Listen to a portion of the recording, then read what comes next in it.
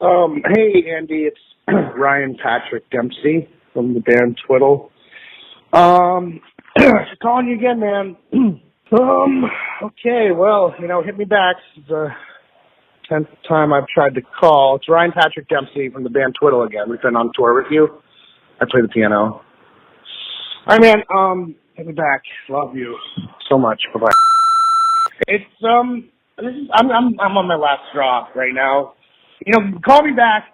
You call Mickey back. You call Mahaly back every time. But no, once old Ryan calls again, where's Andy all of a sudden? Where is he? He's out hanging out with his better friends, maybe?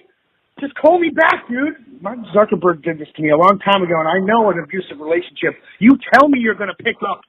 You tell me you're going to pick up every time I call, and every time I call, I get the same fucking answering machine. No, I would have. Fuck you, dude. I know I'm not Mahaly, but I'm dressed in my Pooh Bear suit. I want to get this thing going. Please call me back. Bye. 1, 2, 3. Let's make some friends in the Twiddle crowd and do all their cocaine. Let's make some friends and do all of their cocaine. Oh, let's make some friends. Oh, let's make some friends. Motherfucking friends. Let's make some friends. And today. All right, let's get out there, boys. Let's make some friends.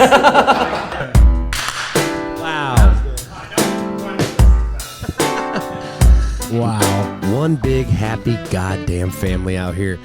And we're back. Andy Frasco's World Saving Podcast. I'm Andy Frasco, and I'm with the... It makes me sad, but I'm with the whole fucking gang tonight. What's up? We got Twiddle in the building. Let's go. Wow. The boys. Even we got the new guy, Adrian, just sitting in the back, just put in the corner over there. What a fucking tour. We are in Washington, we are in Richmond, Virginia. Richmond, D.C. Where the Whoa, fuck? wrong side of the country.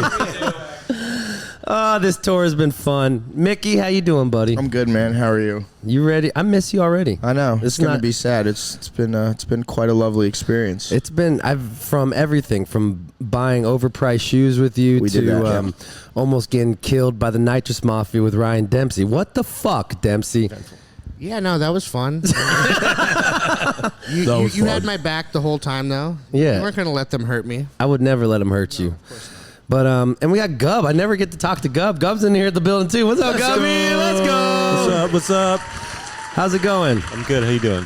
How's it having a pocket with Adrian over here? Oh, my Lord. I live every day for the moment he turns and looks at me and smiles because I did something right. You know? Oh, nice. Hey. Yeah. Adrian, do you feel the same ways? I feel it's like a nice shoe that fits right here. Yeah. It's like broken in well and deep gaping pockets, tightly laced. Yeah, it fits well. I will remember. We go in. I remember this tour forever because it's like when you go on tour with a band, sometimes the chemistry does not work on the hang part. We're not going to call names out or anything, but you will. Talk your shit, Dempsey. We're going to go there. We get it out. Come on, Dempsey, get it out. But we've been really vibing here, and I'm just going to miss every second of it. This is going to be a great one. How you doing, Sean? You holding up? I'm here. Hi. I get just enough sleep. Pull all this shit off. That's the hardest part, just getting enough fucking sleep. You guys just stay up all night. I've been staying up all night with Dempsey every night, smoking cigarettes with the fucking driver. GTA too. Yeah. We had a great talk with our driver. Yeah. You were enamored and like totally focused in on. You're like, Ryan, shut up. He had so many stories. Like, just I don't know if you want to tell. The stories he had. Like, do you always get close with your bus drivers, or is it everyone's different? It's mostly me. It's usually me. It's just you. You're crazy ass. Once I know that someone's like a Trump supporter, I kind of back off. But Let's not go there. Yeah, okay, I'm not coming up here again. There's But a few drivers that don't like Ryan. Say that again, Mickey. A couple drivers haven't liked Ryan. What's the worst Ryan experience with a driver? I don't. Ooh. Gub, you think you got this one? Well, it depends on if Ryan wants me to tell him about that. I mean, he was pretty proud of it, but one night, one night he just walked off the bus for a cigarette and found a dead owl, and he took the owl and propped it right up in the bathroom to see who would fucking run into it. Are you fucking serious? Yeah. Did it smell? Yeah, defend yourself there. Do you have anything to say about that? No, I just woke up in the middle of the night to take a piss, and I was saying piss, and my heart like jumped out of my body. It was really beautiful out. I think sadly died from the fires that were happening like around there. Man. But yeah, it scared the shit out of me. But I didn't scream or anything. I just sort of looked at it and was like, it's got to be Dempsey, and I just left it there, and then. So I got a lot of flack from the fan base from this. They were like, they're gonna think you killed that owl. I found it. It was beautiful. It was a beautiful barn owl, and I'm a big bird fanatic. I knew what it was, and it had died from the fires, like Mickey said. And so I thought I'd prop it up on the sink with the feathers out, like so when they walked in, they'd be like, "What?" At 3 a.m, like there's a big owl, like. Propped up, but we ended up burying it later in respect. We gave it a grave. Why did your fan base give you shit? Because they're like, man, they thought I was disrespecting the owl, and I'm like, no, I mean the owl died anyway. Hold on, did you take a picture? How did they know? There are pictures. Oh wow, several pictures. Jesus, Come on, Debs. You definitely were like on your Instagram or something, like the dead owl. We'll put it on the bus. making a fucking talk show out of the dead owl. PETA's gonna be watching your ass. I was just waiting for the next guy to go in the bathroom. A yelp? And dude, scream. It was a loud fucking scream. Oh, God. Did you It was spread a his big wings? owl? Yeah, dude, and the wings were out. It was like, I mean, dude, I was scared. Like, dead birds are famous for carrying disease. I mean, are you worried about the CDC? Like ground zero for owl flu. COVID over would here. not like that. The COVID police would not like that one. Wait. When was this? Was it January? no, this was a while ago. 2020? Yeah. Fucking patient zero over here. Dempsey over here, patient zero. Wuhan my ass. It's The first carrier. The fires. It was the fires. Like we were literally following the fires as we were traveling down California, and yeah, the birds were falling out of the sky because of the smoke. So I love animals, and I didn't mean to disrespect. We buried it. To the fans, let me let you know, You know, man, I have to believe that the owl probably wanted that. You just gotta believe. One last ride. Let's go. I'll clap it. I'll clap to that. Yeah, clap it up. Oh, boys. I got a couple more questions. What's it like not being able to tour with Brooke? It's been, it's been interesting. Obviously, not having someone we've been with for our whole career. Yeah. But Adrian really stepped up to the plate and did a great job filling in and learning the songs really quickly and professionally. So it was. It's been nice to kind of get out and play. We just haven't been playing a lot in the last year, so. It's fucking awesome. To be on the road for sure. And it's like it's got to be hard. It's like I don't have to deal with we kind of have to deal with that with Floyd because Floyd just shows up whenever he fucking wants to, and he's like, I forgot I gotta coach my hockey team, so I gotta leave. I'm like, what? We're halfway in this tour, Floyd. That's why I saw him. He's like, we're going on a vacation or something. He's family vacay. You gotta do it. Yeah. Not too many babysitters on the island of Nantucket. We come to find out. I'm just, it's just a pleasure in my life to hang out with you guys. I'm just honored. And after I saw that picture of Adrian's dick. Did you see that thing yet? Have you seen that thing Everybody yet? saw it. Holy shit! Unbelievably I'm gonna post it up. Yo. Bo, put up that picture. It's a big flex. Whoa! You see that thing? Holy shit! Fucking hog leg! Jesus Christ, Adrian, save some pussy for the rest of us. Jesus. Tripod. Wow. Over here, Sean and Adrian. Let's go. So what is the ritual like when you get off tour, boys? What do you do? Like, do you guys not talk to each other for a couple days or? Yeah, basically we don't really talk too much on those first few days. Everybody's home life, I suppose, is different. Yeah. What about you, Gub? Hey, the funniest thing too, though, is that all of our laters are like, "Let's all get together and hang out," and we're all like, Nah, fuck that. I just heard Dempsey talk about aliens till 6 a.m. for 7 days straight. Does the group chat die? Yeah, it dies. Yeah, our group Ryan chat will is... send TikToks like into the group for the next like few weeks. Yeah. Slowly warms back up. Yeah. I got other shit to do, okay?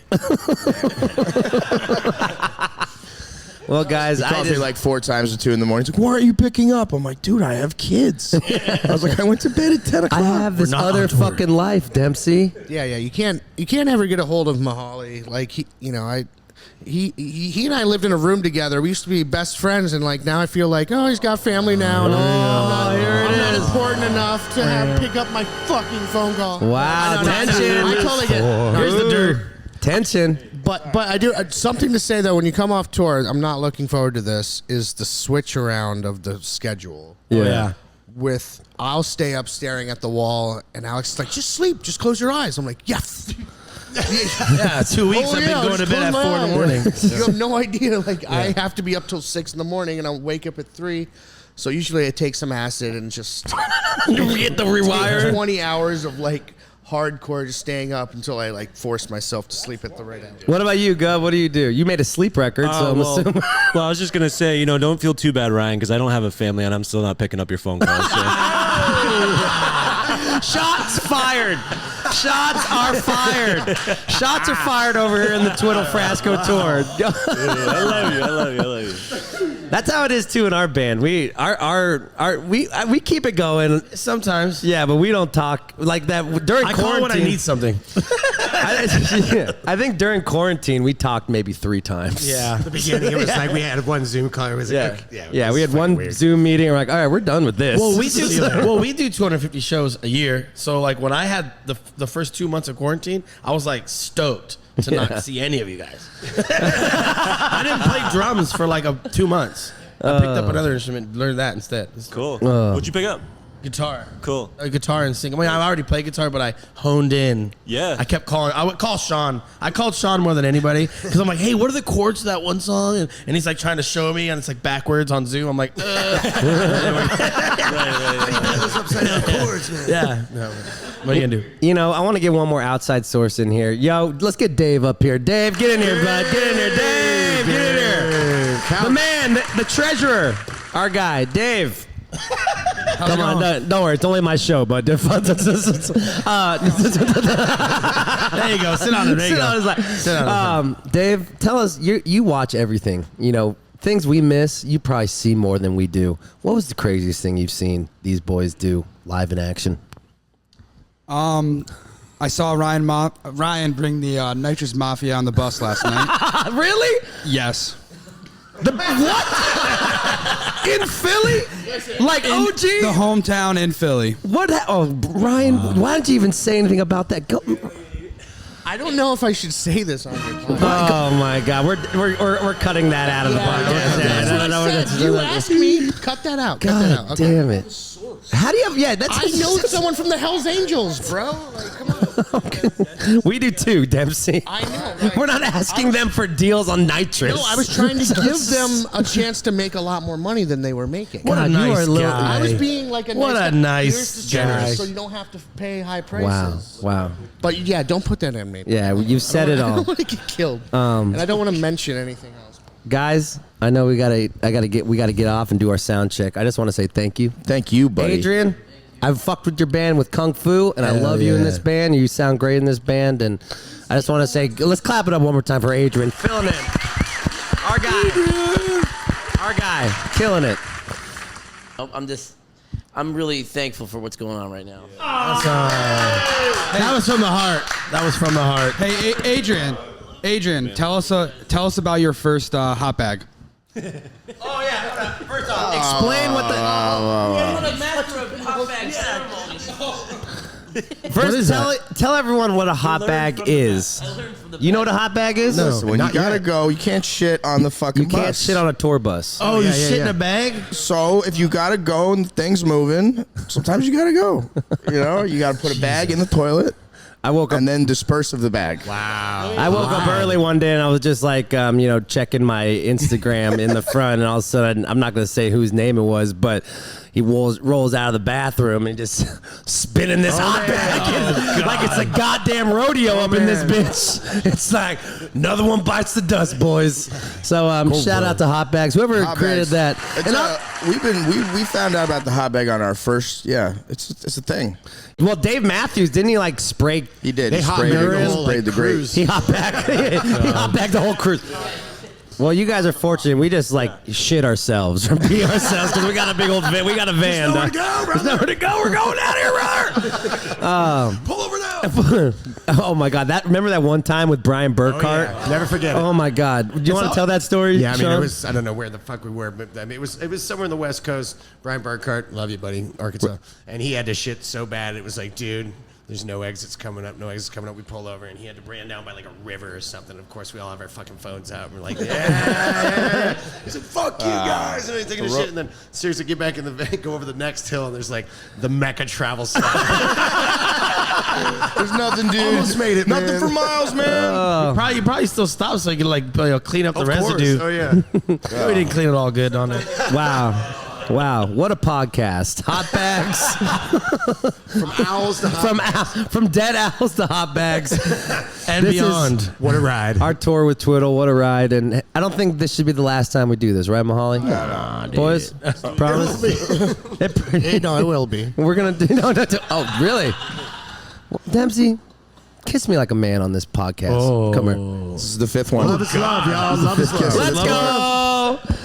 See, Floyd, you watching this, bitch? You ain't kissing me in front of thousands of people. Floyd will be jealous. Jealous. Floyd will be jealous. Guys, thank you so much. Let's go finish up this tour. I fucking love you. Go listen to Gup's Sleep record. Boys, this has been such a fucking ride. Mickey, Fuck yeah. I feel like we've gotten closer through this ride. dude. Dempsey, you're the man. Adrian, keep slinging that big old dick, pillow, baby. though. Only you two know about the pillow. Yes. All right, we're done. We're done. This is getting real gross. Yeah, guys, I love you. You guys have a great trip to Charleston. We're gonna, you boys. We're going to Oklahoma. 18-hour drive. We'll see each other in Vermont. Guys, enjoy it. We got John Craigie, my other boyfriend. He's on I got all my boyfriends on the podcast today. We love you. Hey, who wants to do a motivational speech? Mickey, you want to say give us some love for the people here? What do you got for them? To make them have a great week this week. What do you got? Always move forward, never backwards. Wow. Okay, cool. I love it. All right, I didn't have to play the fucking Rocky music. Perfect. That was just straightforward. Always forward. Always Sometimes forward. sideways, diagonals, okay. Backwards, never good. Well, thank God. I love you guys. Let's go fucking rock Richmond, Virginia. Bye, guys. We'll see you tomorrow or next week. I don't know who's on the show, but we'll figure it out. Bye. Nice. Thanks, guys.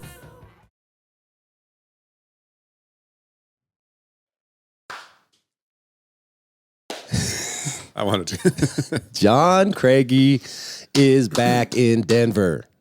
These cameras are nice, man. Thanks. Yeah. We're live. Balance. Oh, sorry. Yeah. What's up, Craigie? It's good, man. How you doing? Good. Denver, snow. Yeah, you're not a fan of snow, huh? Theoretically, yes. I think it's really cool, but I don't. When I'm in it in the city, I hate it. If I'm out in nature and woods and all this stuff, I love it. But what about during traveling? Like you're a one man traveling circus. Like you have to drive your own rental car and shit. It seems like it's a lot of work. Yeah, I was telling you, I did Ace yesterday, and Ace is like everything bad, you know.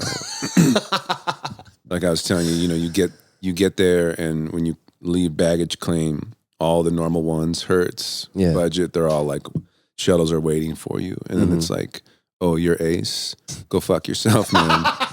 Go walk. You got to walk a long time. You got to call them up like they're your dad, you know, come pick me up, you know. And they're like, yeah, we'll be there. And then I get there, and she's like, we have a Nissan Ionix or something. I was like, what year was that? Like, what country is that from? When did they make a Nissan Ionix? Yeah, it's something strange, man. It's like when you rent cars, it's like always the same thing. It's either Chevy Cobalt, Nissan Versa, or whatever with a Ford one is. It's always the same three cars. Yeah. Anyway. So what's it like just traveling by yourself and doing this by yourself? Because you said you like it.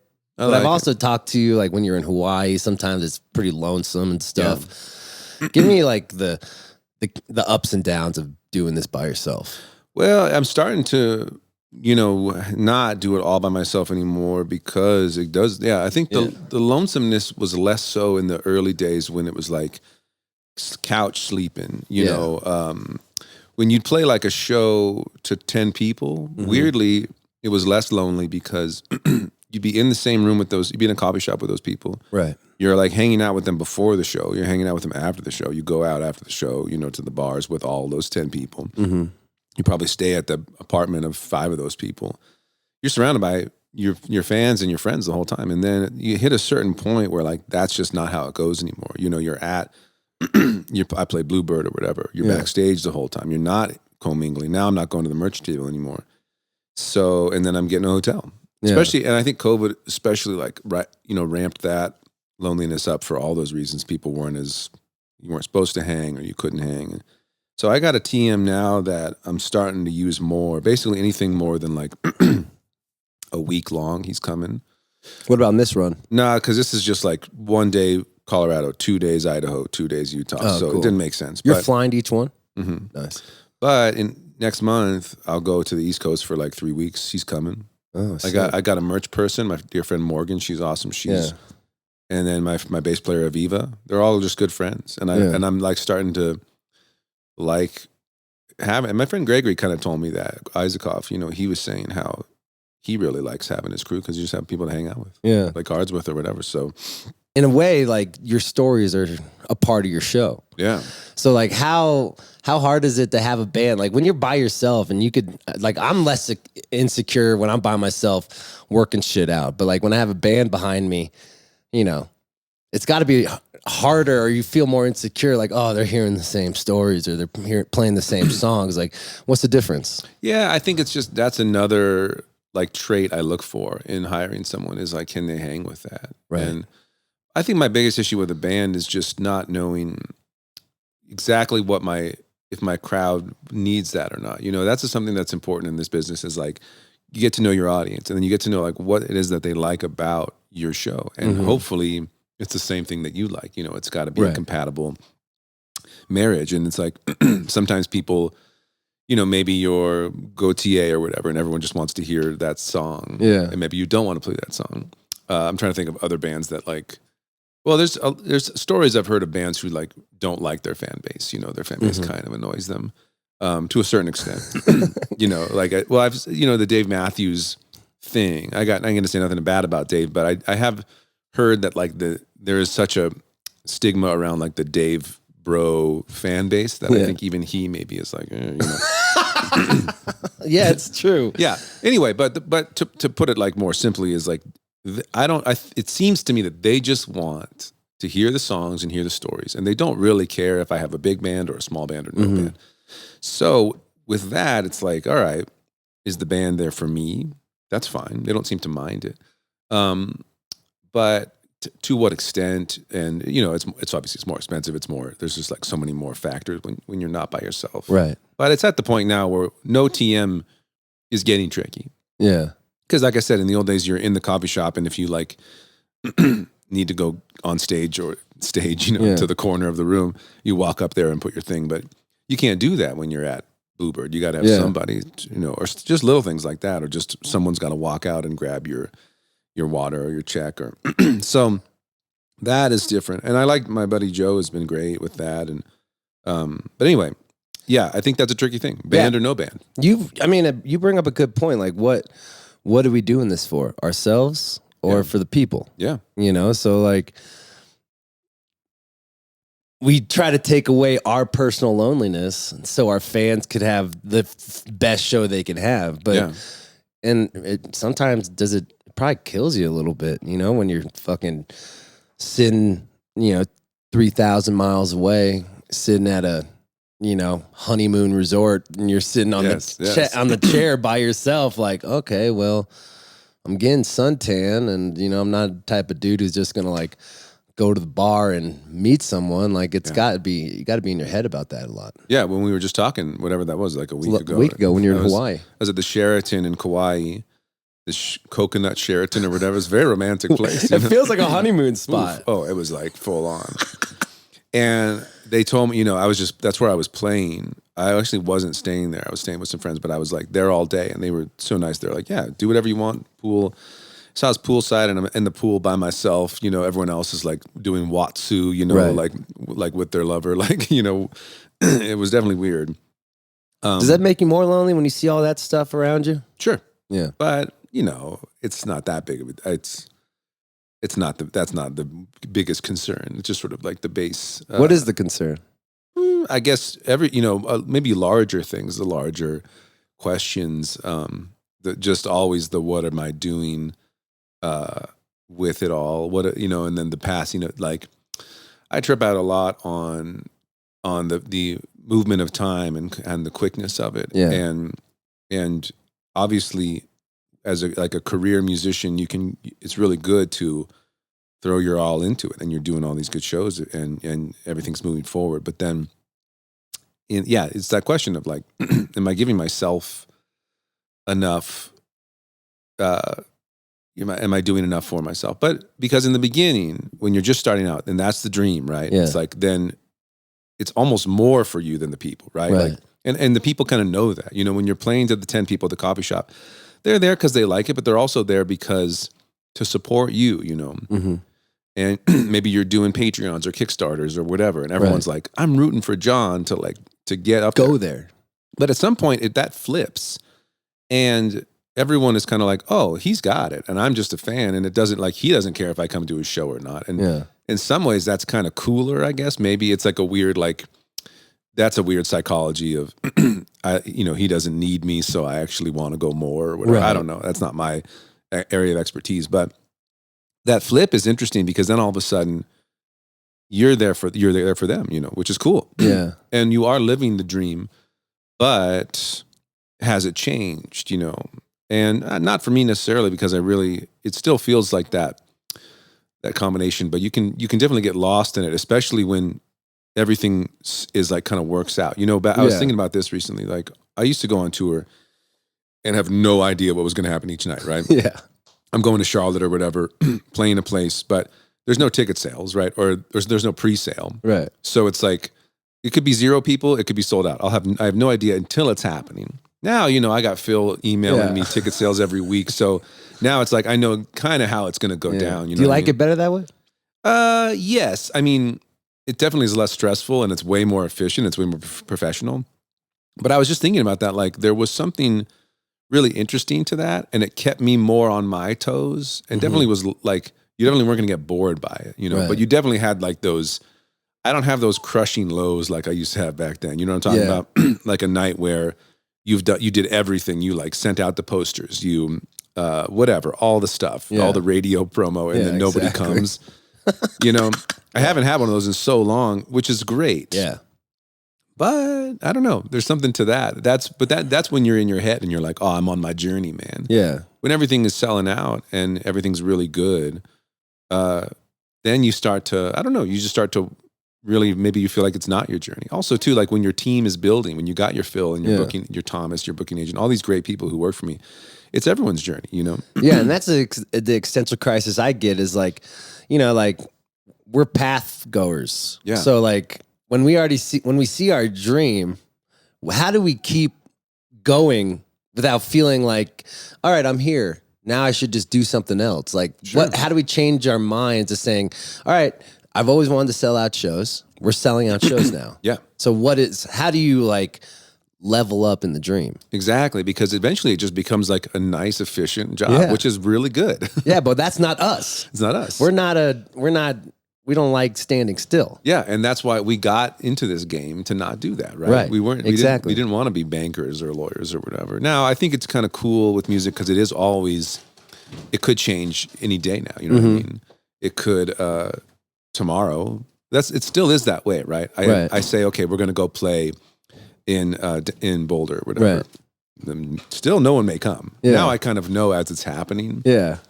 But there was a show recently, maybe a couple years ago, in like Birmingham, where the tickets just weren't selling. Yeah. And it was funny. It was really stressing me out. Yeah. And I told Phil, I was like, let's just cancel it. And he was like, no, man, just do the show. But for some reason I was like, I can't do it. And then I was like, wait, I did that all the time. Yeah. And, it wasn't, I had played Birmingham once, so it wasn't a big ego blow, but people came. It was fine. Yeah. But I was freaking out, man. I was calling the venue. I was like, can we like shrink the room? Can we like put up some like, can we take out the chairs, things like that? And everyone was like, what are you tripping on, bro? But I think it was an ego thing of me afraid to go back to that. Right. And it's always about, it's like you want to build your environment. So like you don't want to tell stories where it feels like you're in like a fucking gym hall. Of course. Where it's too big for the environment. Todd Glass talks about that all the time about me. He's like, he sets it up. If the room's big and you're only half capacity, put curtains around it to like build environment. So you're not wrong about that. No. And that's a whole psychology of obviously, playing to like 40 people in a 40-person room. That show's going to be way better than playing to 500 people in a 2,000 person. Like, it's not about how many people are there. It's how packed is the place, right? That's why I always tell newcomers, if I was going to give a TED talk or something, or if I was like, if anyone asked me, well, I'm asking you. This was my sort. At some point, I realized this philosophy, which I would call sell out the closet. Okay, and what I mean by that is like, I used to just play wherever, right? I used to be like, I want to play Catalyst Santa Cruz or something like that. I'd play Catalyst would let me play there, and then 30 people would come in and would feel stupid, Right. I realized that the people don't care what room it is. They care about how full it feels. Mm-hmm. So I would say like, okay, if I have 2 fans in like Minneapolis or whatever, find a room that's like play a closet, right, and sell that, and sells out, right, and then everyone, he sold out Minneapolis, cool. Again, and that's my old bit, like nobody gives a shit, and so that's what I would do. I would really sort of get an idea of what my fan base was, find the smallest room possible, play it, and then as soon as you slowly build out of that, right. and that was way more, and especially, and again, it is kind of a comedian thing, right? Yeah. If you went to go see like Leo Kottke or like someone instrumental, you wouldn't care so much if the room, it still feels a little weird. But when you're trying to talk to people, once you talk to people, you're like acknowledging the moment that we're all in, right? Mm-hmm. So you're being like, hey, we're all here right now. And that's when people start to be like, oh, this is awkward. Or if you're or any humor whatsoever, You ever have to do like a corporate gig and you had to like talk and do your show? One time I played for the North Face corporate, what do you call it? Like, what's the corporate retreat?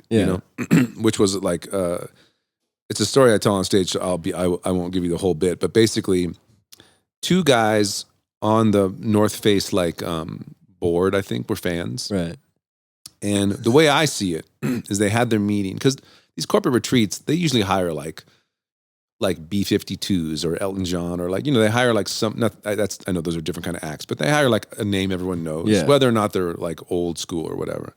They usually don't hire like an up and coming indie artist. So my theory was that they were at the thing, and they were like, we need a band for this. And those 2 people were like, we should get John Craigie. And everyone else was like, okay, I guess we're just not hip enough, whatever. Let's get the guy. Yeah. So they called me. I had no fill back then. So they offered me, at that time, more money than I'd ever been paid, which if I told you, it's a pretty sad thing. But I was like, oh my God. It was going to pay off like a lot of different little credit card debts I had and stuff. And I said, yes, no negotiation. And they were stoked on that, because I'm sure what they would normally pay. Anyway, It was at North Star Tahoe Resorts. Yeah. Anyway, so I go to this thing, and it was hilarious because they were outside. This was in like the spring or whatever. They were outside in one of the like, bowls or whatever.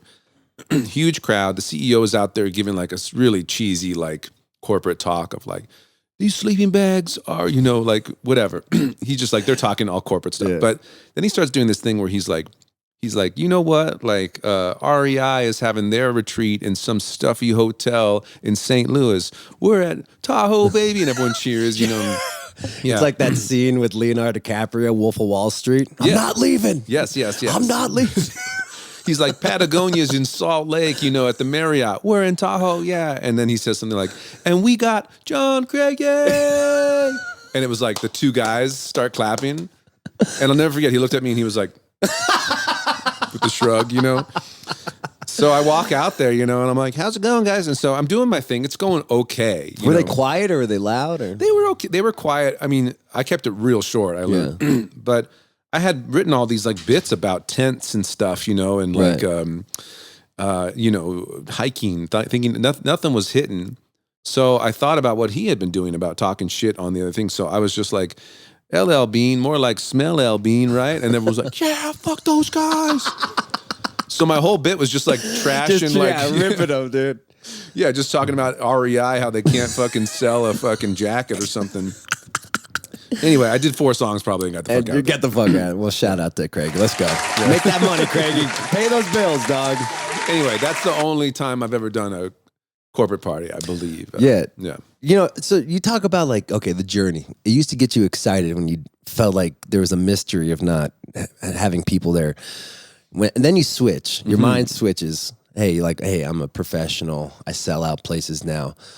How do you get your mind to stop thinking like, stop thinking like future Craigie and start thinking like, oh yeah, this is what I was born to do, is to like be a journeyman and have shitty shows and have good shows and fight through the shitty shows to make it the best show possible. Like, is there a way to trick your brain? Is just like we get more popular and it's just like there's going to be duds? Yeah, I think the main thing for me is like, well, one, now I have to sort of focus on the fact that now I have this thing that I've always wanted. So what I get excited about now is being able to craft a good show, craft good bits, craft good flow, which again, I couldn't do back then, because if I'm on my way to Charlotte and I don't know if anyone's going to be there, then I don't know if I can even do this bit or not. Now, if I'm rolling into a show and I know it's going to be sold out and I know it's this town and I know I can talk about this thing, what I mean? Like, I remember, this is such a silly thing, but this would have been like 2006 or something. In the Bush times, George Bush W. Yeah. And Rumsfeld retired or something, or I think Bush fired him or something like that. Anyway, that day I'm listening to NPR. That happened. It was really hot in the liberal thing. And I wrote like a song in the van outside. Just so happened that in this town, Milwaukee or whatever, the crowd was packed, and I did the song and it worked, and everything was great, And I was like, yeah, man, this is awesome, dude. I'm so topical. I'm like, I'm going to do this for the next 4 weeks, But the next town I go to, it's like nobody was there. Yeah. And so I didn't do it, The next town I went to, there was like 3 people there. And so anyway, jump forward to then 2016, Trump gets elected, and I write this song that night about presidential Silver Lining, my fucking favorite song. Thank you. God damn it. Thank you so much. And so fire. Yeah. And that was at the point in my career where every show had people. And so that was like, I got to play that every night and it worked, And so now I can get excited about that kind of stuff because I have a job. That like makes sense. And so I think it's probably similar to being single versus being in a relationship. When you're single, you can get excited about, I'm going to that bar tonight. Maybe I'll meet the soulmate. Maybe I won't. Whereas like, then you have a lover and you can be like, okay, cool. Now I have some, next week we're going to go to Jamaica, and then we're going to, meet the parents and stuff like that. So it's probably something like that. I don't know, because it's been a long time since I've been going to Jamaica or meeting some parents. Yeah. But I mean, I think that's part of it. It's just, but yeah, you have to sort of redefine the narrative, because we get excited about these underdog things. We get excited about, I'm Woody Guthrie, I'm sleeping, on trains. But I don't know. It's hard. It's important to do that. How do you get excited from, I feel like that's the reason why we love to travel. We're people of travel. Like, I remember when we were talking during the quarantine and we were both kind of fucking bummed out because we had to stay in one town for fucking 2 years. Yeah.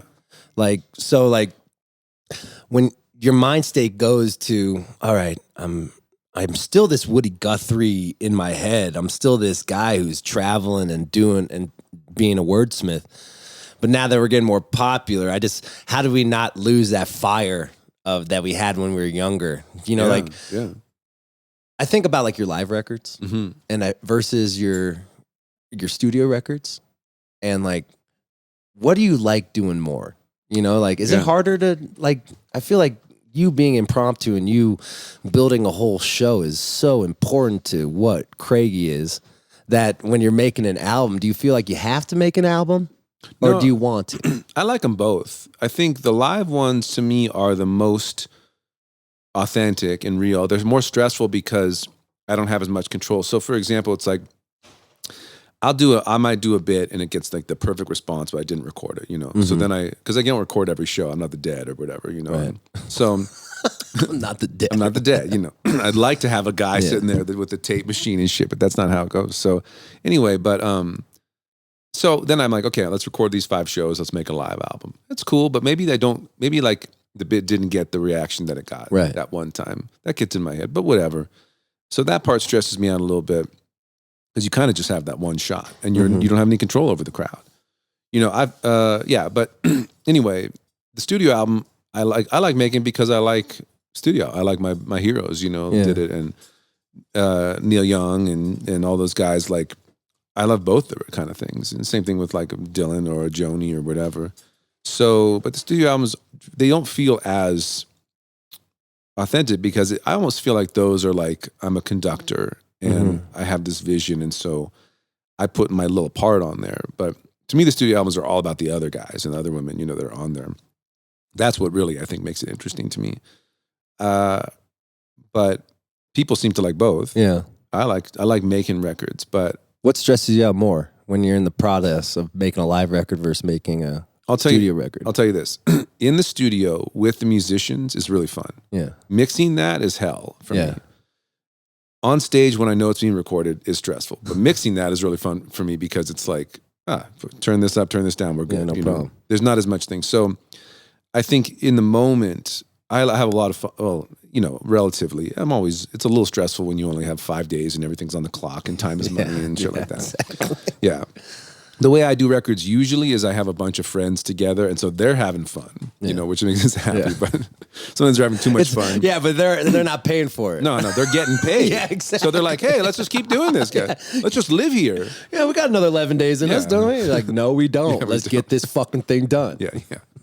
What stresses you about mixing your records? I mean, we were talking when you were mixing your record, and I felt like, you know, like I love giving notes and stuff, but like you were really hype.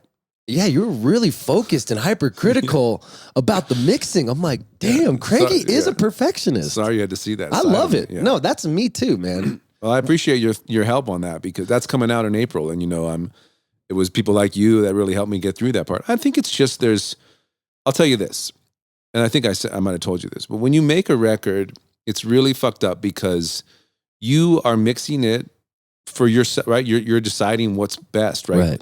And you are not the demographic. Like, I'm never going to listen to this thing, right? You know, I'm not going to, you know, nothing against my own music, but that's like ridiculous, you know?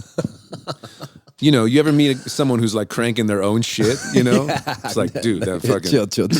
Yeah. I'll be like hanging with a woman and she's like, oh, I used to date this musician. He would just roll around listening to his own shit. I'm like, oh, get out of here. Yeah. Get out of here as quickly as possible. Yeah, I mean, we have like, so anyway, I'm mixing it to my likes, which is, you know, fucking stupid. I'm not going to listen to it, you know? Right. So I might be like, I think the drums are too loud, but who cares what I think, man? So my listeners, you know, in an ideal world, maybe if I get to it, this would be kind of a fun radical thing. You just get like a focus group of like 12 of your fans, you know, to listen to the record and they mix it. Because I don't give a fuck, you know? That's a great idea. Yes. Can we do that? That is like kind of like how they do that in LA where people watch a TV show to see if it makes NBC or something. Yeah. What do you call that? Oh, focus group. Focus group. Yeah. Okay. I used to get paid like $150 to like check out toothpaste and shit. Nice. I loved it. That was the best thing about LA. You could do all those weird things. Yeah. Like you go watch some like soap opera and make some money. That's a great idea, Craigie. That's what I want to do because that's why I stress, because I'll be like, first of all, there's too many things, right? Yeah. There's too many knobs. There's too much you can do to something. Should the bass be louder? More this, more that. And I don't know what is right. Yeah. And again, I also like, it's not for me. Yeah. You know what I mean? It's not your world. And people don't realize that. I think we think like, and sure, like someone, you know, like Dark Side of the Moon or Graceland or these albums that are amazing, were made by amazing musicians and stuff. And I don't know, you know, who was engineering back then. I don't know what the deal was, but it's like, we obviously give credit. We're like, thank God for Paul Simon's genius to make us Graceland and stuff. But it is we like it. Yeah. And who knows if he likes it? You know what I mean? You know, people always say like, "Oh, this music's for me. This music's for, like the musicians. Like this is for me." But really, it's for them. Yes, for like sure. your point about like, I'm not gonna listen to my records when it's done. I'm not listening to that motherfucker again. Never again. Never. No. I'm going on to the next thing. Yes. So like, only a psychopath is doing that. yes, it's like, hey, oh God, like 2018, I was fucking on fire. Yeah. It's just so crazy. So like, maybe it is like we have to put less pressure on ourselves to like think like we need to like it. Yeah. We just gotta like trust our gut. Like, I've been doing this. Like, how do you evolve? You know, like how do you get out of the rut of just doing stuff because you know that the machine or the fans are gonna like that type of song? Like, how do we keep evolving as musicians, you think, or songwriters? Yeah, that I think about that all the time. I don't want to stay stagnant. I don't want to put out the same record 12 times. You know? I think what makes it fun for me, for my live records, I think I will put out 12 of the same ones. I don't give a shit. Yeah, you don't care. Because I think that's what, right? I mean, like, you don't want a Chris Rock record to like, you know, you're just like, just have new shit. You know? This was the first record I've heard of yours that was very experimental. Yeah. And I felt like the mix was more spread out and like you're really thinking about the whole thing as a whole. Yeah. Tell me about the process. Well, I think, so for me, here's how I stay not stagnant. I think of albums like thematically. So I say like, okay, because what I've learned, if you're a band, so let's say you're Green Sky, you know, no, like you have a sound, right? And people like your sound. Right. So when Green Sky's in the studio, they at least have to have that conversation. Are we going to stick to our sound or are we going to deviate, right? And if we deviate, everyone's going to talk about how we deviated from our sound or whatever. I should have picked on someone not modern, but I like those guys. You know? And so I think if you're a songwriter, you don't really have a sound. No one gives a shit, right? You know, so if you're Neil Young, if you're Arlo Guthrie, if you're Bon Iver, people kind of just, or John Prine, people just like you and your songs. And they're like, do whatever, paint it however you want. And so I like that freedom, right? Yeah. There's no Craigie sound anyone's asking for. Yeah. So...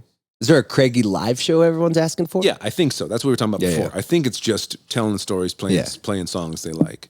And if you're like, a band is maybe, nobody ever says yes, have a band, and no one's ever said, I didn't like you having a band. So I don't know if anyone So who gives a fuck? Exactly. So anyway, so when I make a record, I'm like, okay, what's the theme on this one? What's the vibe? Are we like going for this like 60s Dylan, you know, 70s The Band sound, which is probably like my favorite sound? Are we going to go for like with Asterisk, you know, like this Bill Withers kind of like J.J. Cale kind of groove thing? Right. With this one, I had been like listening to a lot of chill beats, listening to a lot of like meditative music because it was locked down and I was like trying to just fucking Zen out. yeah. And all the songs that had been written during that time were very sad, meditative, and like it didn't make sense to bring in a band and go like that fun route. And so that side project you do with Nico is kind of that same vibe. Similar, You're probably writing both records at the same time, right? Exactly. Okay. And Nico helped me. He taught me a lot about that world. You know, what did he teach you? I think just like he's really into Logic, which I don't have, and by Logic I mean the program. You know. I don't have Logic. I also don't have any Logic. So Nico, if the listeners don't know, Nico, who plays with Shook Twins, also one of my best friends and an amazing musician on his own, Cyber Camel is his project. He taught me about, you know, looping a lot of like ambient stuff through those programs. And so when I made the demos for this record, Mermaid Salt is what it's called. Sick. Yeah, thank you. I love that. He was like, he helped me. So then I made him on GarageBand. I got the beats going. I got the like tempos down and added things so that when I sent him to Bart Budwig, who was the engineer on the project and the other guys playing on the record, I think immediately they knew where we were going with this. And then that just kind of happened. So we got into the studio and I thought maybe we'd play it live, but then everything I was asking for, like these chopped up drum parts, like more sampled stuff, Bart was really good at that, so the drummer would play a beat that I liked, and then we'd cut it, and then, which I'd never done before. This is the first time you've done track by track like that? Yeah, exactly. Everything was live before. Everything was live. Oh my God, it does feel like a more electronical Craigie record. Yeah. It feels more constructed, I think. What was the hardest part of like changing your brain to think like this? Honestly, it was weirdly easier because, when you're playing live, which I like doing, it's like, okay, let's do the song. We're doing I'm California. We play it live.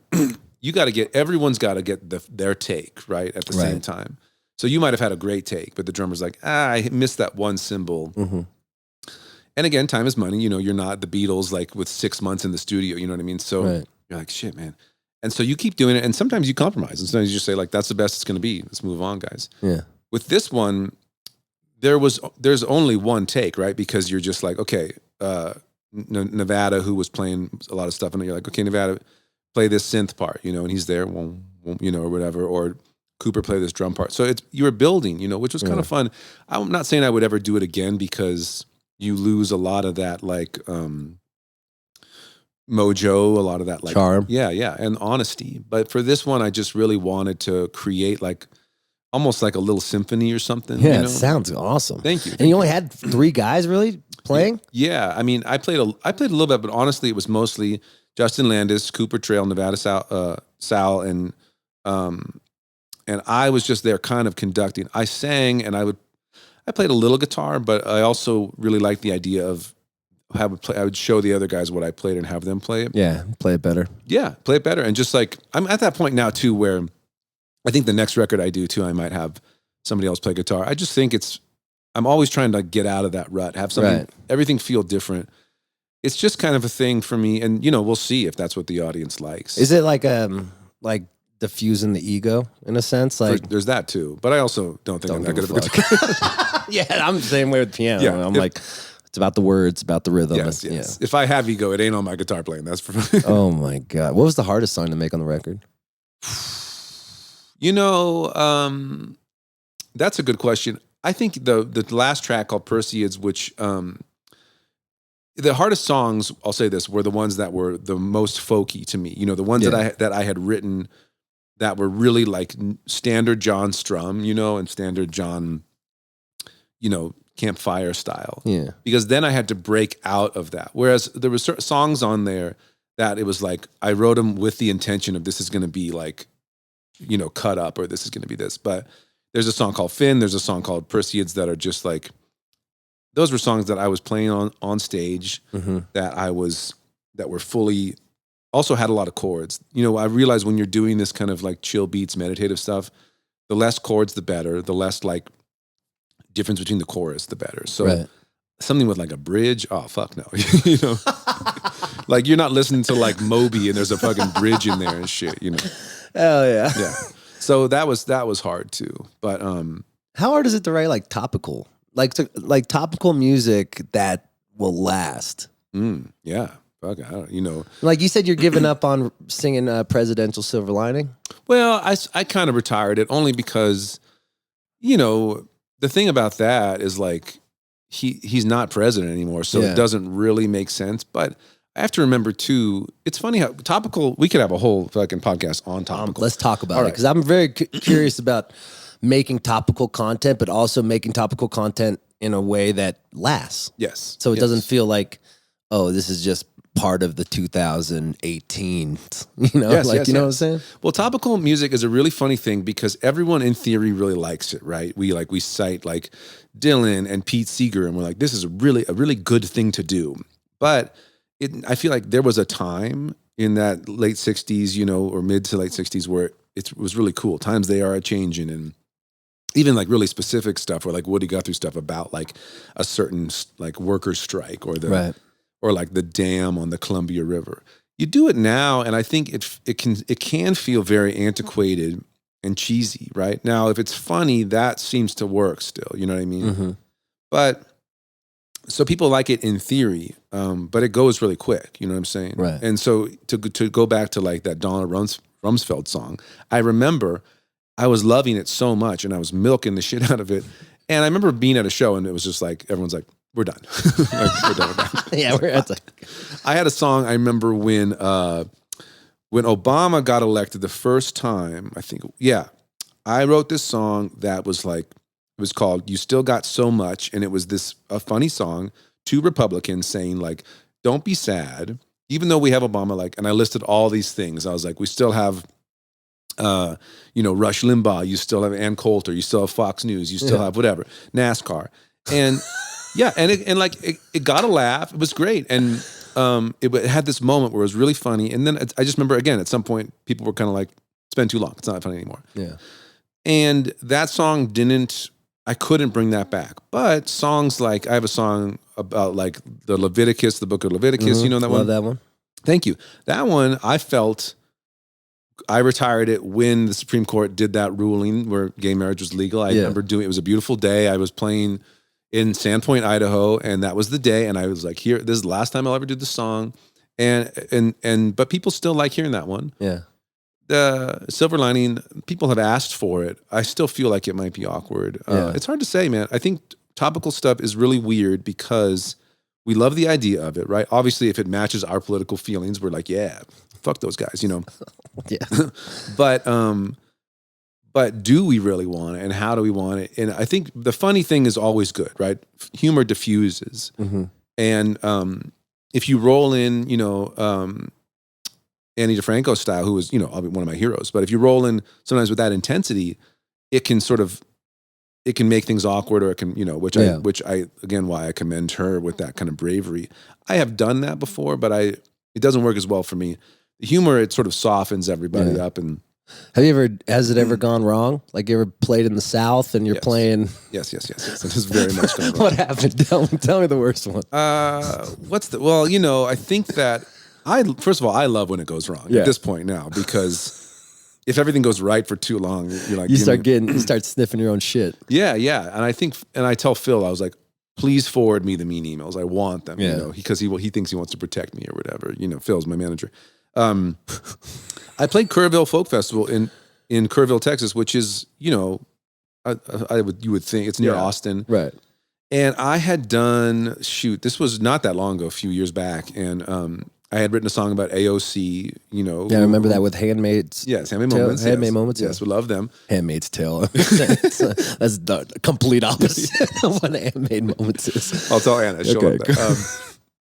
I think I was still doing presidential Silver Lining. Yeah, because Trump was still president. And I really was just laying it on thick. And I went to the merch table afterwards, and a lot of people came up and were just straight up. It's funny, this is a very common thing where they say, like, I really enjoyed, not that they all talk like this, but I really enjoyed your set until you started getting political. I didn't like that, I find that the conservatives, not to generalize a group here, but liberals will be mad at a particular thing you said, right? They'll say like, oh, well, you said this and I didn't like how you said this. Conservatives who are at a folk show or any music show, they will just be mad that you got political, Yeah. And I think the reasoning is because music is inherently liberal unless it's like pop country or whatever. Right. And so if you're a conservative, you want to listen to good music. You want to listen to Beyonce. You want to listen to, whatever, like somewhat like Crosby, Stills, Nash & Young or Jackson Browne, someone who, I think music that seems very fun and tame, right? Yeah. But then you go to the show and they say something that is like against your thing. You're just mad that they reminded you that you can't listen to all music. Yeah.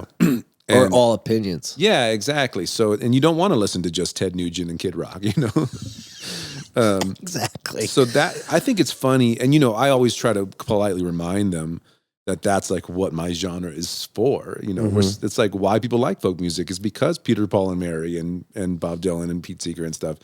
But I think it's like, they want to hear songs about like the March on Washington or old school issues that are already done and new stuff. So when it's never gone so wrong. But if I find more so at festivals, and this past summer, just doing bits about the vaccine in Idaho and in like in places like that. Yeah, people you could tell they just were like, not here, bud. Yeah, I got an email just recently where I played in Maui and it was a really chill show and I cuss on stage just because that's how I talk. Yeah. And I got an email Phil forwarded that was just like, I loved your show, but you just casually dropped too many F-bombs and S-bombs. And I thought it was really unprofessional. Yeah. And I thought, who's to say what is professional in my job, man? Yeah.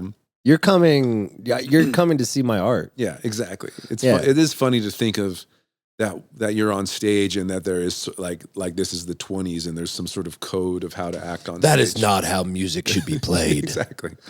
I thought it was funny. I mean, I don't write back anymore, and I don't mind it. Do you ever like write mean but like smart emails? You know what I mean?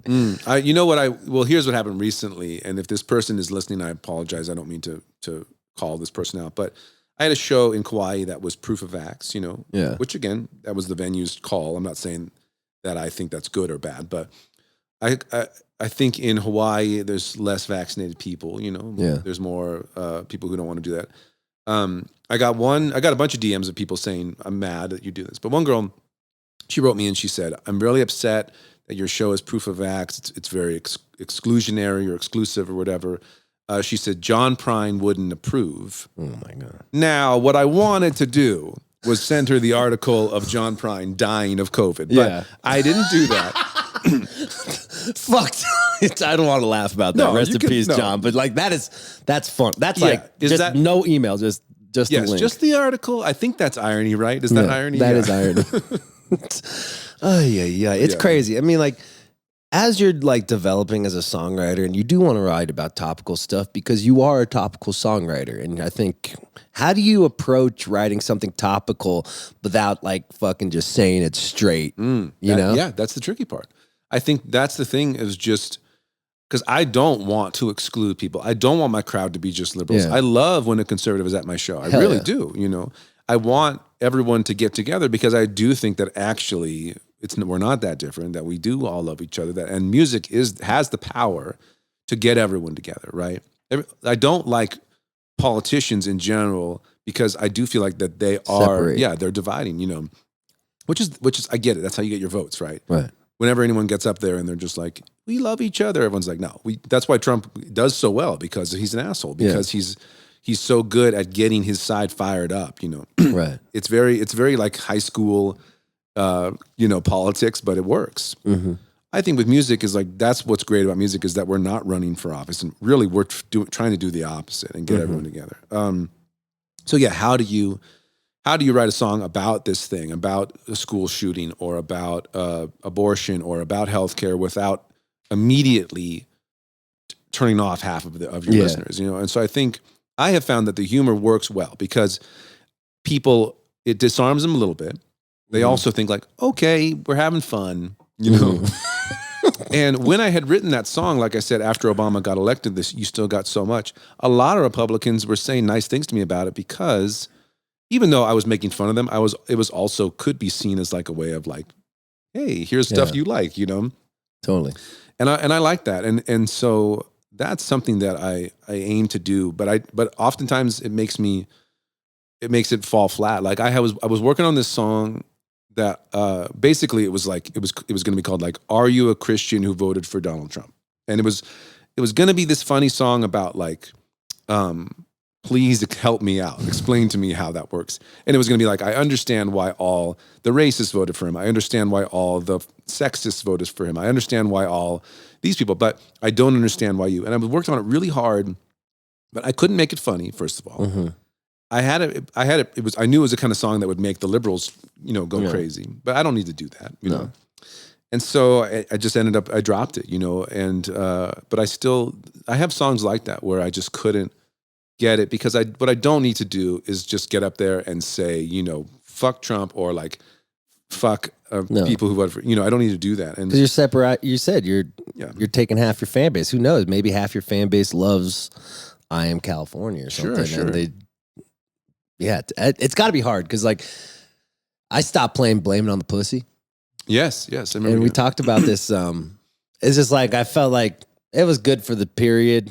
It was not like, it was just like a play on Blame It on the Boogie. Yeah. And like now that we're approaching, we're evolving with our thoughts, and it's hard to play stuff like that. And you don't want to like, because I get all these emails too saying like, oh, he says fuck, or he took nitrous on stage or whatever. It's like, it's just hard. You're never going to win. Yeah. So you might as well just help try to glue both sides together. Yeah, exactly. And that's the thing is like, yes, if there's someone in my audience who voted for Trump, I want to change their mind. I do, you know.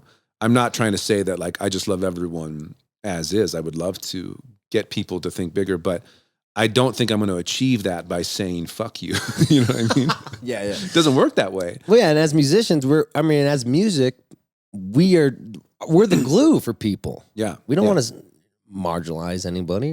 Yeah, and that's the point of, I don't know if you saw me do this flat earth bit that I was doing for a while. Tell me. It's just, I do this bit that I kind of have exhausted it, so it's semi-retired. But basically just like I watched a flat earth documentary and I don't make fun of flat earthers anymore. And I try to make it like this metaphor of, the whole point of it is like, I don't give a shit about the shape of the earth anymore. Like there's too much else going wrong. I'm not going to argue. If somebody is a nice person and they think the earth is flat, be cool. You know, if you're a dick, then we got a problem. You know, basically it's just like, because that's how society is. If somebody thinks differently than you, it's really nice to make fun of them, but that has not gotten us anywhere. You know what I mean? And I do think that like, if someone thinks the earth is flat, well, first of all, I also think that's pretty harmless, but I also think that me making fun of them isn't going to make them be like, he made fun of me. The earth is actually round, you know. If anything, it's going to be like, I think it's flatter. You know, we are all children in a lot of ways when it comes to our beliefs. And so to a lot, I mean, to everything, we're still children a lot. Like besides like the things we want to mature on. Yeah. Everything else that we don't work on, we're fucking children at. Exactly. And so when I see a bumper sticker that says like, you think abortion is wrong, don't have one.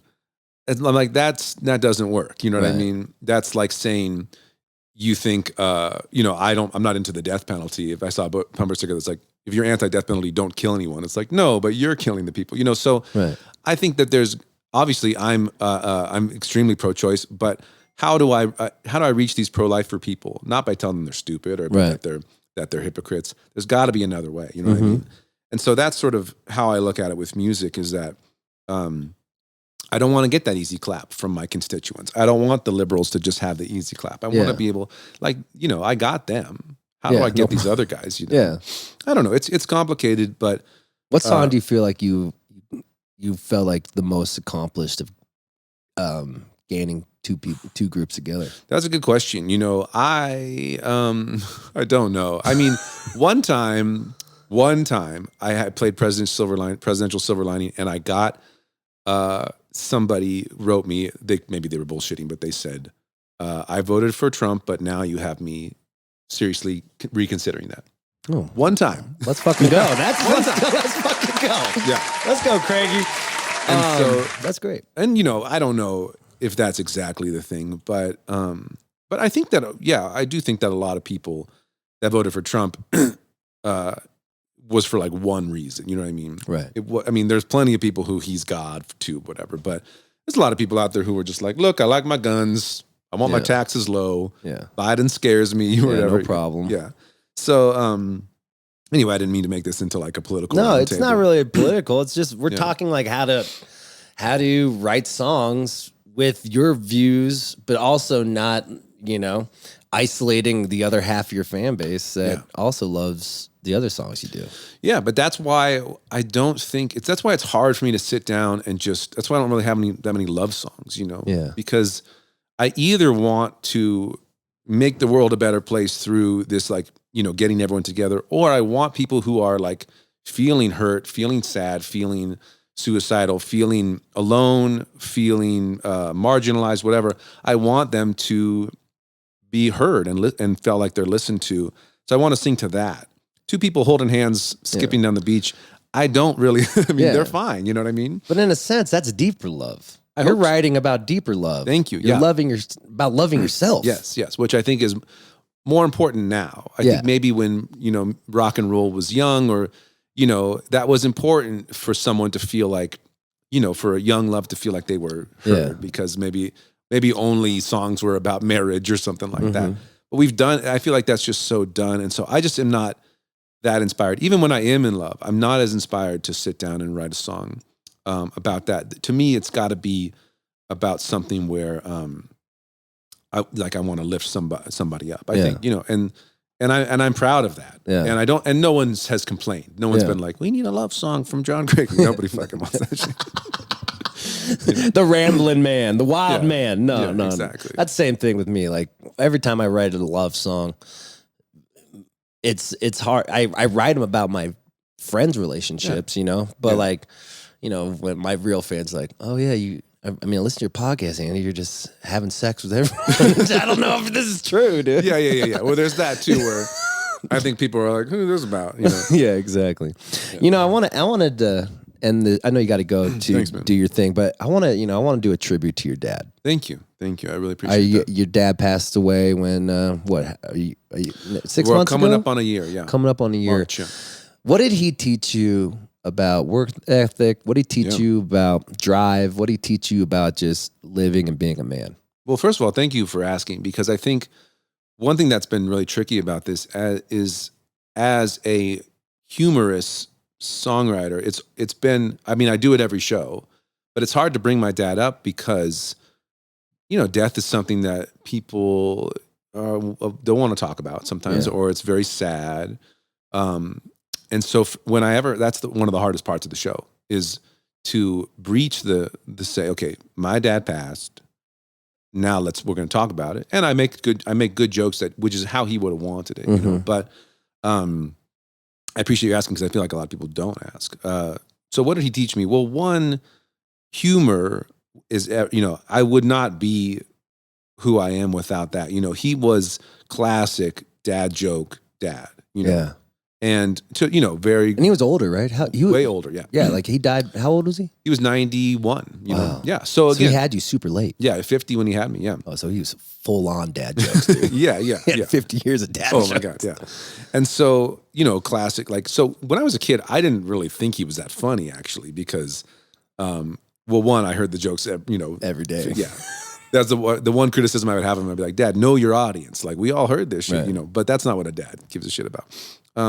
But he was funny. He crafted it really well, and he was a great storyteller.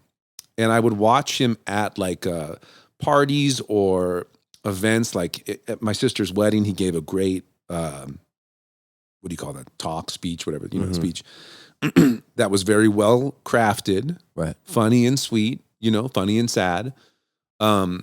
Stuff, and I saw that a lot growing up. I saw him succeed a lot in that. I also saw him, bomb a lot as a dad would, but he didn't give a shit. Yeah. And so just I can remember early on imitating that, and stealing his jokes for sure. Because when you're 7, it doesn't any joke kids laugh. But then having just the confidence, which I didn't have as a kid at all. I was a nerdy kid. I got picked on, all that stuff. But having the confidence to roll into class with a bit, with a joke, whatever.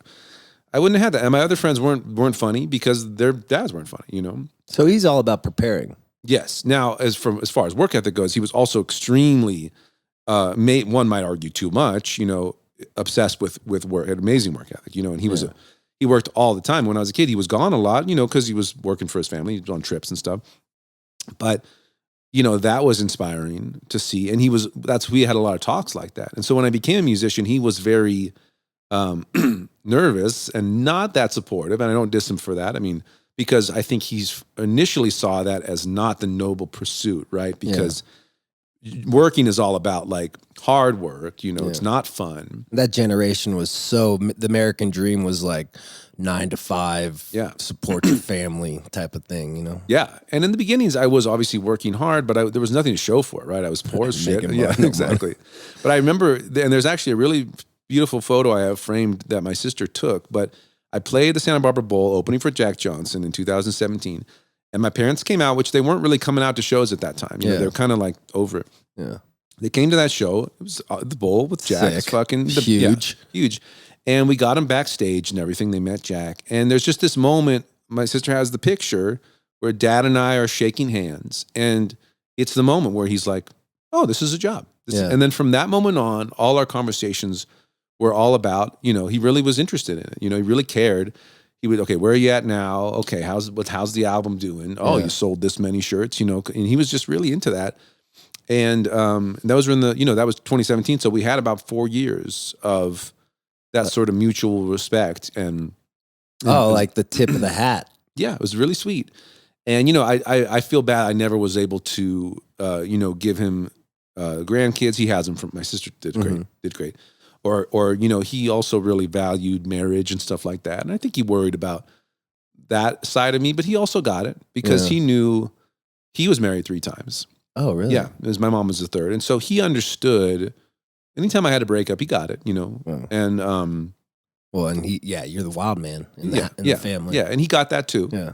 I think there was I got that from him in a way, I think the sort of obsession with romance and lust and all that stuff, I think he handled it better. He was better at reining it in a little bit, Yeah. So anyway, I appreciate you asking, but I think those were huge, but the humor and the storytelling was big.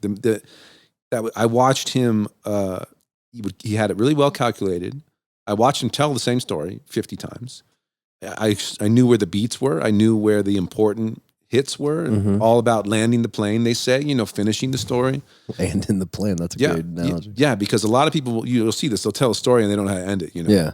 You got to end it. Because you got to end it. The thing about stories is like, they don't end, right? Right. Their life doesn't end. No. So if I'm going to tell you what happened yesterday, it could go into today. Yeah. So I got to find out, how do you end it, which is really hard. So he taught you how to end stories? Yes. Not like he didn't sit me down and say, but you by observing him. Yes. Yeah. And I really, and that's something that he knew. I would, the last show that he saw of mine at the Troubadour in LA, he was sitting right above me on that. You've been Troubadour. Yeah. I love it. Yeah. And he had, that's like a hometown show for you too. Yeah, exactly. And he had seen like, Elton John. Yeah, Linda Ronstadt, all those guys there. And we had that moment, where I was able to thank him for it. I did many times. He knew. Yeah. And that was really sweet. Do you think if y'all didn't, growing up in LA with like how tough it is to make a living in LA and like blah blah blah, like he's basically like trained his brain to like survive in an expensive city.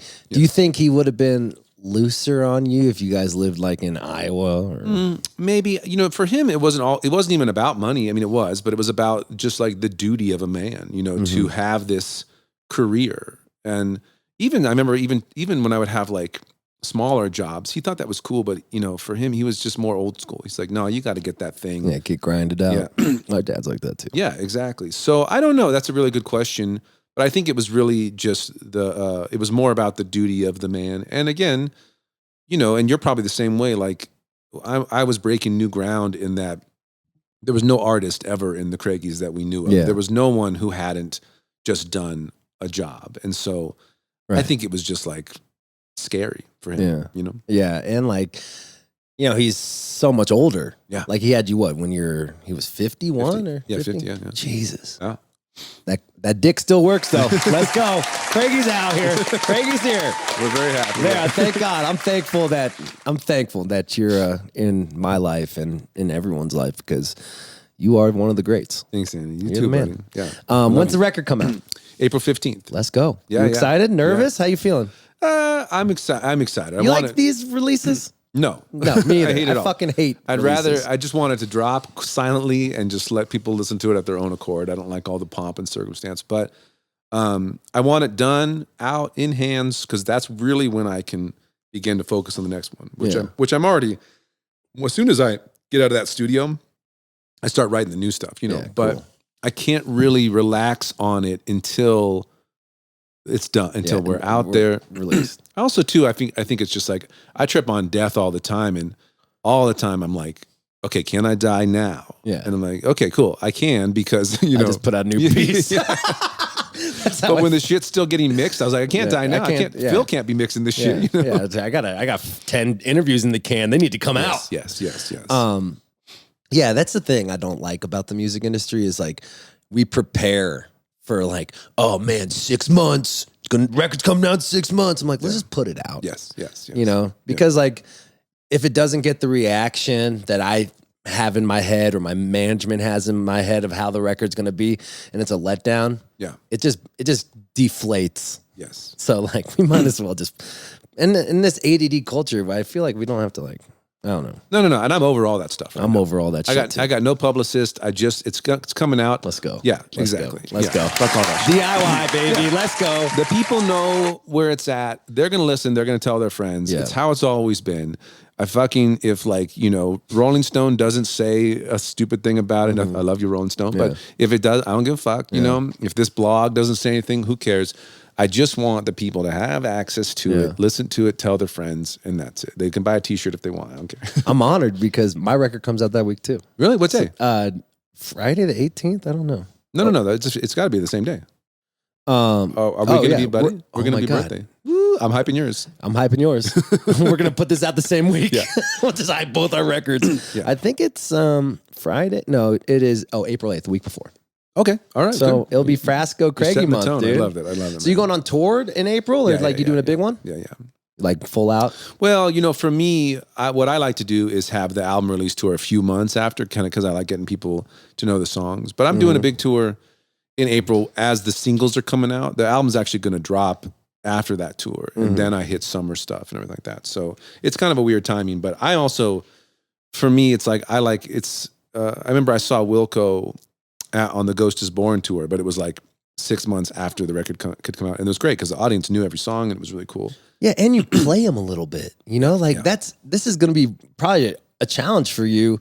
These songs, playing them live. Yeah, very, very. Because it's very. Yeah, there's a lot of sounds in this new record. Yeah, I don't know what I'm gonna do. I'm excited. I'm excited to see what you do with it. Because how you're gonna do it solo. Because you love doing the solo show too. Yeah, I might get a little box or something where I can just push a little. That's a good idea. Yeah, I saw one man band. Ed Sheeran.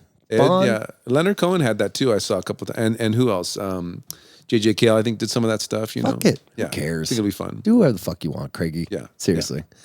John Craigie, thank you. Another year around the sun, and I'm just thankful for your friendship. And so go grab his record, and I can't wait. Yeah. I fucking can't wait. Yeah, yours too, buddy. And I'm coming to E-Town. Thanks. What's your record called? My Wash, Rinse, Repeat. Yes. April 8th. Wash, rinse, repeat. John Craigie, April 15th? Yeah. What is it called? Mermaid Tail? Salt. Mermaid Salt. Ooh, hot. Why is it called Mermaid Salt? We'll talk about that later. Okay. Craigie, thanks for being on the show, and enjoy Denver. Yeah, thanks. Stay warm. Thank you. Awesome. Craigie, you're the man. Yeah.